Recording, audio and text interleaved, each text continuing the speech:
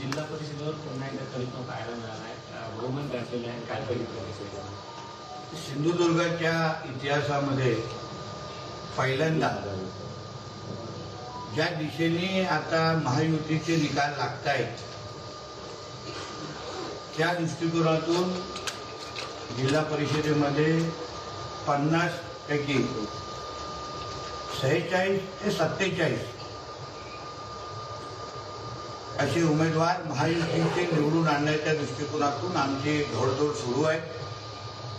आतापर्यंत आलेले जे निकाल आहेत त्याप्रमाणे भारतीय जनता पक्ष 21, शिवसेना 8, अपक्ष 5 आणि उभाटा 2 हे आतापर्यंत जाहीर झालेले निकाल आहेत. पण बहुतेक जागी जे आम्ही माहिती घेतोय तिथे महायुतीचेच उमेदवार मोठ्या फरकाने पुढे आहेत. काही भागात काउंटिंग बाकी आहे. पण मला विश्वास आहे की 2007 मध्ये एकदा राणेसाहेबांच्या नेतृत्वाखाली 50 मधून 42 उमेदवार आमचे निवडून आले होते. आता परत एकदा सन्मान्य राणेसाहेबांच्या नेतृत्वात जे आम्ही जिल्हा परिषद पंचायत समित्या लढवल्या, आमचे मुख्यमंत्री म्हणून आदरणीय देवेंद्र फडणवीस साहेब, उपमुख्यमंत्री आमचे एकनाथ शिंदेजी, दुसरा उपमुख्यमंत्री आमच्या सुमित्राताई पवार यांच्या सगळ्यांच्या नेतृत्वावर विश्वास ठेवण्याचं काम आमच्या सिंधुदुर्गच्या जनतेने परत एकदा केलेलं आहे.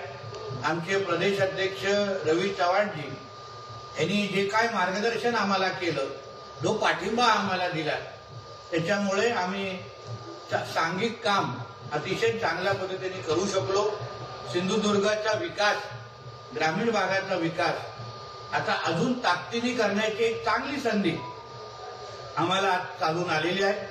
आज केंद्रात आणि राज्यात भारतीय जनता पक्ष, एनडीए आणि महायुतीचं सरकार आहे आणि म्हणून सत्तेच्या माध्यमातून आमच्या या ग्रामीण भागाच्या शेवटच्या टोकापर्यंत विकास पोहोचवण्याचं काम आता आम्ही आमच्या जिल्हा परिषद पंचायत समित्यांच्या माध्यमातून करू.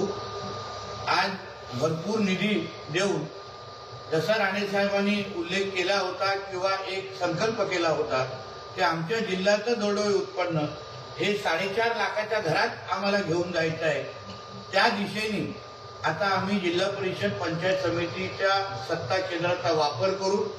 जिल्ह्याच्या प्रत्येक वर्गाचा, समाजाचा विकास करण्याचं ध्येय आता आम्ही यापुढे करणार आहोत. आलेले जे 5 अपेक्षा आहेत ते तसं म्हटलं तर भारतीय जनता पक्ष हे बंडखोर म्हणून त्याच्यात आपण उल्लेख करू शकता.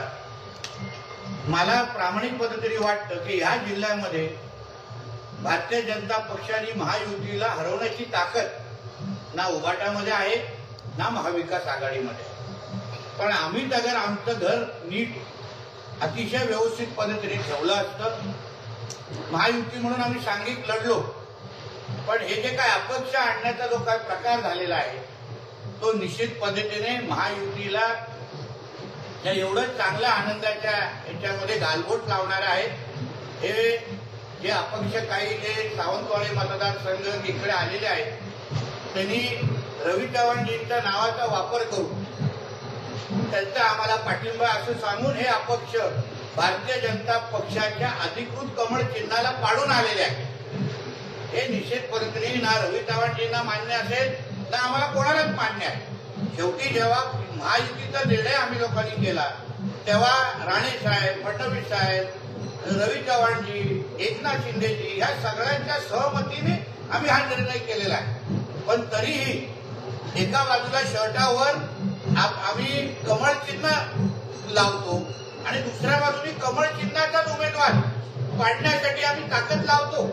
आज अगर खऱ्या अर्थाने तुम्ही आकडे बघितले तर 21, 8 आणि हे 5 हे भारतीय जनता पक्षाच्याच कार्यकर्ते म्हणून ते लढले, निवडून आले. तेही आज आमच्याकडे आले. आज त्यांनी ताकद लावली असती आमच्या बरोबर तर महायुती म्हणून आमचा एकतर्फी विजय झाला. मी तो बोलतो 50 ते 50 आमचे सगळेचे सगळे उमेदवार आज जिंकून येण्यासाठी अतिशय चांगली आणि सकारात्मक परिस्थिती आज सिंधुदुर्ग जिल्ह्यामध्ये होती. पण ह्या गोष्टीवर आम्ही निश्चित पद्धतीने आता निकालाच्या नंतर महायुती म्हणून हे जे काही मस्ती करणारे जे लोक आहेत, अदृश्य हाताच्या नावाने महायुती आणि सिंधुदुर्गाच्या विकासाला गालबोट लावणारे जे लोक आहेत, अदृश्य हाताच्या नावाने आमच्या जिल्ह्यामध्ये भारतीय जनता पक्षाच्या कार्यकर्त्याच्या विरोधात काम करणारे हे जे लोक आहेत, त्या अदृश्य हाताला आता बाजूला करण्याची वेळ निश्चित पद्धतीने आलेली आहे. म्हणून परत एकदा या विजयासाठी मी आदरणीय राणे साहेब आणि आमचे फडणवीस साहेब, आमचे एकनाथ शिंदेजी, आमचे रवी चव्हाणजी या सगळ्या जणांचं मनापासून अभिनंदन करतो. आमच्या भारतीय जनता पक्ष आणि शिवसेना, राष्ट्रवादी काँग्रेसचे सगळेच कार्यकर्ते अतिशय प्रामाणिक पद्धतीने, आमचे जिल्हाध्यक्ष प्रभाकर सावंतजी असतील, आमचे जिल्हा प्रमुख आमचे दत्ता सावंतजी असतील, संजू परबजी असतील, राष्ट्रवादी काँग्रेसचे जिल्हाध्यक्ष अभित नाईक असतील, यांच्या सगळ्यांच्या मदतीने सहकार्याने आमचे सगळेच कार्यकर्ते, गावातल्या प्रत्येक महायुतीच्या कार्यकर्त्यांनी आणि दुसऱ्याला ताकद देऊन ताकदीने ह्या निवडणुकीसाठी काम केलं. आणि म्हणूनच महाराष्ट्रामध्ये मला विश्वास आहे पहिल्या 3 क्रमांकामध्ये आमच्या सिंधुदुर्ग जिल्हा परिषद पंचायत समितीचा निकाल निश्चित पद्धतीने आला असेल. परत एकदा मी सगळ्यांचं अभिनंदन करतो. तुम्ही या जिल्ह्याचे पालकमंत्री आहेत आणि आता विजय बघता राजकारणात अशी चर्चा झाली की सिंधुदुर्ग जिल्ह्यात पुन्हा एकदा राणे ब्रँडची हवा सुरू झाली. बघा, राणे ब्रँडचा अर्थ आहे सिंधुदुर्गाचा विकास. शेवटी ह्या जिल्ह्याला 1990 पासून तो आतापर्यंत जो काय प्रवास जिल्ह्याने केला, आमच्या इकडे लाल मातीचे रस्ते पासून आज कॉन्क्रीटच्या रस्त्याने वाडीमध्ये घेऊन जाणारे रस्ते, टँकर मुक्त आमचा जिल्हा, हे सगळी राणे साहेबांनी ह्या जिल्ह्याला ज्या पद्धतीने वाढवलं, ताकद दिली, विकासाच्या मार्गावर घेऊन गेले, राज्यात नाही, देशात नाही, जगाच्या पाठीवर सिंधुदुर्ग जिल्ह्याची एक वेगळी ओळख आमच्या सन्मान्य राणे साहेबांनी या जिल्ह्याला मिळवून दिली. आज त्यांच्याच विचारांवर चालणारे आमच्यासारखे असंख्य कार्यकर्ते आहेत. आणि म्हणून राणे ब्रँड म्हणजे सिंधुदुर्गाचा विकास, राणे ब्रँड म्हणजे सिंधुदुर्गाचं दरड उत्पन्न वाढवणं, राणे ब्रँड म्हणजे सिंधुदुर्गाच्या तरुण तरुणीला 2 हाताला काम देऊन परत एकदा त्यांना स्वघरी आणणं, ह्याला राणे ब्रँड म्हणतात. आणि म्हणून या राणे ब्रँडला ताकद देण्यासाठी जे काय आमच्या आदरणीय फडणवीस साहेबांनी आतापर्यंत जे आमच्या बरोबर उभे राहिले, आम्हाला ताकद दिली, त्याचमुळे आज आम्ही एवढा मोठा विजय आम्ही मिळवू शकतो. सिंधुदुर्ग जिल्ह्यात विकासाचा मुद्दा तुम्ही घेतला, त्याचबरोबर तुम्ही एक महत्वाचा मुद्दा म्हटलेला की खासदार नारायण राणे यांचा 75वा वाढदिवस आहे आणि त्या निमित्ताने सर्वांनी मतदान करावं, त्याला यश दिले का सिंधुदुर्गाने? बघा, आज आम्ही निवडणुका लढवत असताना मी आदरणीय आमदार निलेश राणे साहेब असतील, आदरणीय आमचे दीपक केसरकर जे असतील, यांनी अतिशय उत्तम त्यांच्या मतदारसंघामध्ये काम केलेलं होतं. आज निलेशजींच्या मतदारसंघामध्ये एकतर्फी निकाल सगळीकडे लागलेला आहे, दीपकजींच्या मतदारसंघामध्ये पण बरेपैकी निकाल लागलेला आहे.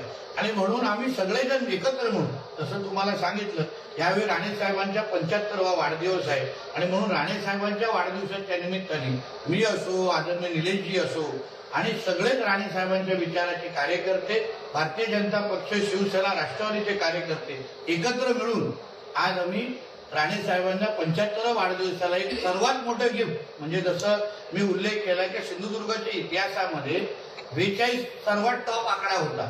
आता त्याच्याही पुढे जाण्याची घोडदौड आमची सुरू आहे. म्हणून मला विश्वास आहे राणे साहेब हे सगळे निकाल ऐकल्यानंतर निश्चित पद्धतीने आनंदी होतील आणि समाधानी. आज एकनाथ शिंदेचा वाढदिवस आहे, त्यांनाही गिफ्ट असेल काय? बघा, निलेशजी या मतदारसंघामध्ये 3 मधून 2 आमदार शिवसेनेचे आहेत. आदरणीय निलेशजींनी तेव्हाच आपल्या भाषणामध्ये जेव्हा शिंदे साहेब आले होते तेव्हाच त्यांनी सांगितलेलं की आम्ही सिंधुदुर्ग जिल्हा परिषद तुम्हाला जिंकून देऊ, तुम्हाला 9 तारखेला भेट देऊ. म्हणून निलेशजींच्या माध्यमातून, आमच्या केसरकरजींच्या माध्यमातून आम्ही सगळेजण सिंधुदुर्गातून गिफ्ट पॅक करून आमच्या एकनाथ शिंदे साहेबांकडे ठाण्याकडे पाठवतात आणि आम्हाला विश्वास आहे निलेशजी तिथे सुखरूप पोहोचू. सर, लोकसभा असेल, विधानसभेनंतर पुन्हा एकदा लोकपूर जनतेने ठाकरेंना नाकारल्याचं बघायला मिळतं. फक्त 2 जागा त्यांना मिळाल्या आतापर्यंत. शेवटी एक लक्षात घ्या, नाकारण्याची कारणं आहेत ना. संधी पण 14 नंतर दिली. 14 ते 22 पर्यंत ठाकरेंच्या विचारांचे, उद्धव ठाकरेंच्या विचारांचे सगळेच उमेदवार, खासदार, आमदार निवडून यायचे. पण नेमकं सिंधुदुर्गाच्या विकासासाठी काय केलं?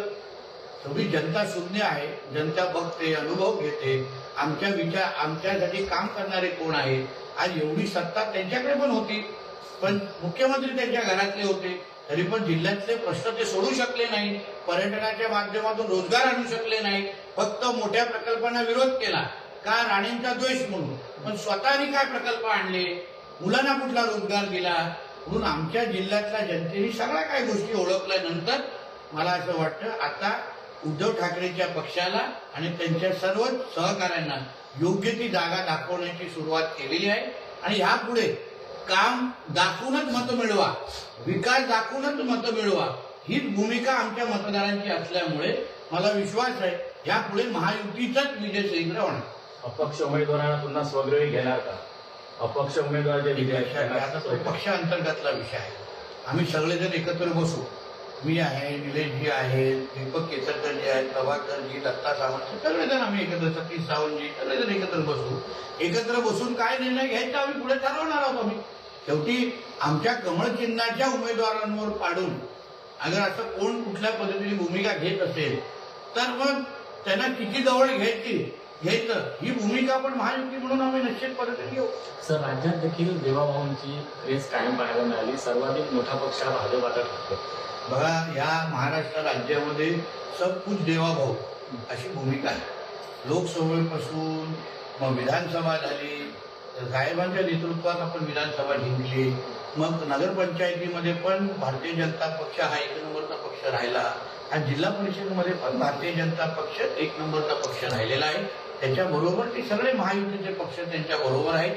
पण शेवटी आदरणीय देवेंद्र फडणवीस साहेबांच्या नेतृत्वावर दाखवलेला हा विश्वास, मुख्यमंत्री म्हणून गेली 1 वर्ष देवेंद्र फडणवीस साहेबांनी महाराष्ट्राच्या विकासाला जी काही चालना दिलेली आहे, आज देशामध्ये सर्वात 1 क्रमांकात राज्य हे महाराष्ट्र आहे.